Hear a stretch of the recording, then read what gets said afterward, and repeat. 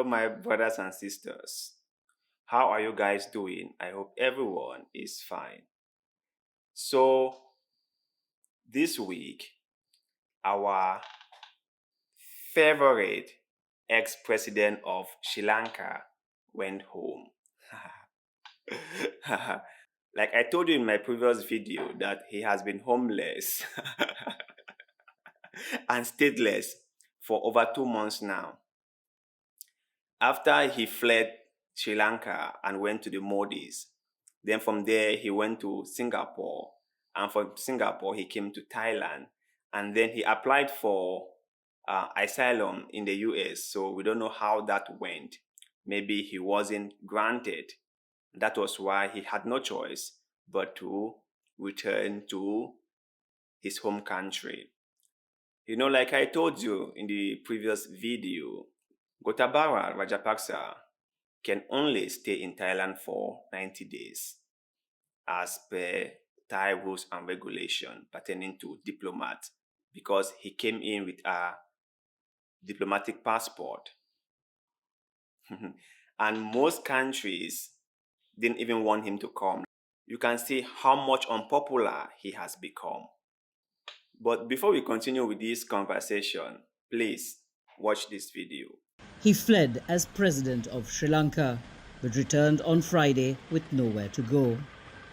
Gotabaya Rajapaksa flew back nearly 2 months after he fled angry protesters who blamed him for pushing the country towards economic collapse. He resigned while he was abroad. Dozens of MPs from his governing SLPP party were at the airport to welcome him. Those involved in the protest that led to Rajapaksa's exit, like Manjula Samarasekara, say he has the right as a citizen to return, but we strongly believe that he is responsible for the lot of crimes, as well as regarding putting up this country to the situation that we are in right now. So first, there has to be a fast-tracked investigation into the issues that he has created, and he has to come to the legal system. He has to face the legal system. The former president has moved into this government residence. Senior security sources have told Al Jazeera his wish to move back to his private residence in a Colombo suburb was denied because of security concerns.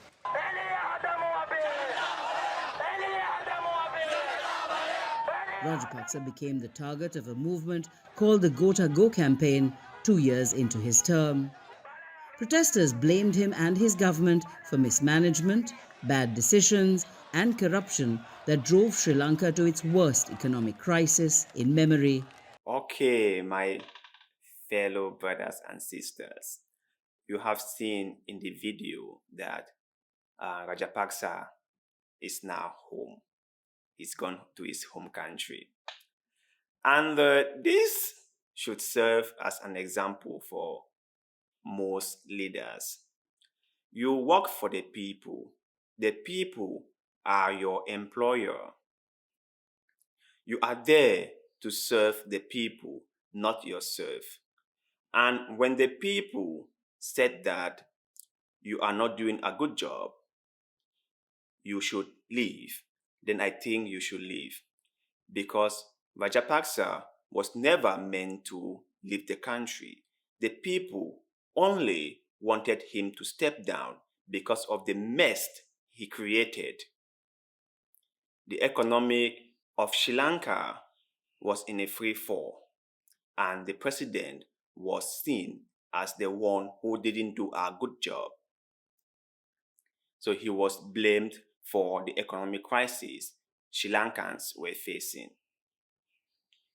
He made very unpopular policies that negatively impacted the lives of local Sri Lankans. He flooded the government with his family members.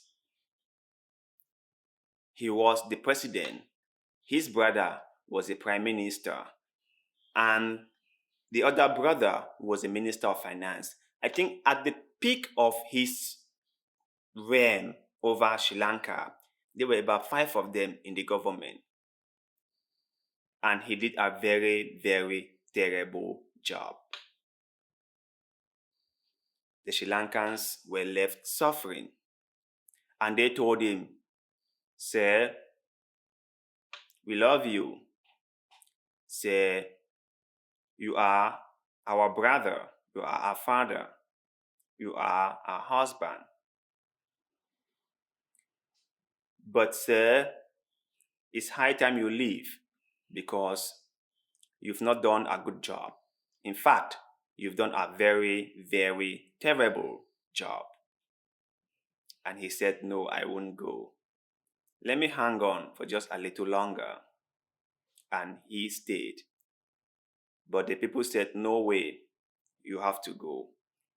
So they protest for months. And he saw that things were not going his way. So he fled the country. But we are happy he's back.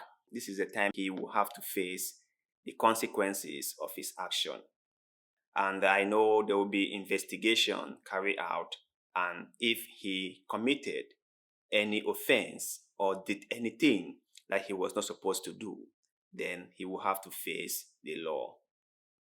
Like you heard most Sri Lankans, what they said was like, we didn't want him to go on exile. That was not our main objective. Our main objective was to get him out of the presidency. That was our main objective, and that has been achieved.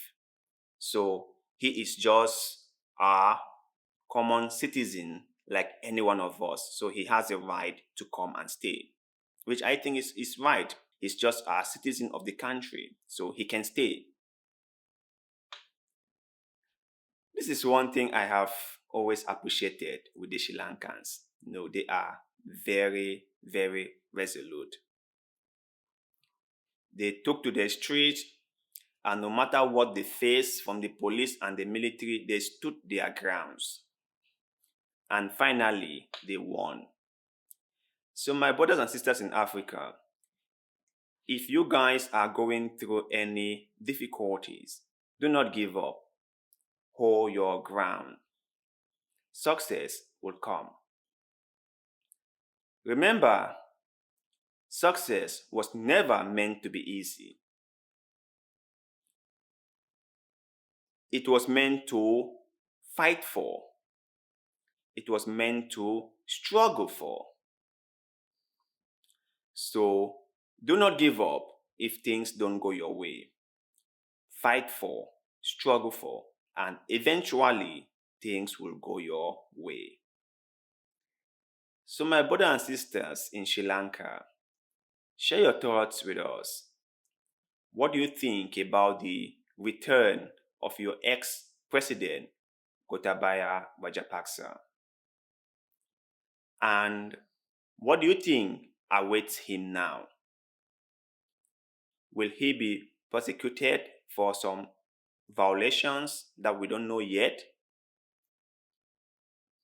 Let us know in the comment section below, because like always, we like hearing your thoughts and opinions on the stories that we cover on this show. And one more thing, if you came across any story or news article on Facebook, on YouTube, on TikTok, or even on Google that you think is worth sharing, is worth people hearing about it, please send it our way and we shall talk about it on the show. You can find all our contact information or our other social media platforms on this channel description section. Send your story to us, and together, let's educate the world. Thank you, and see you in the next one. Kata.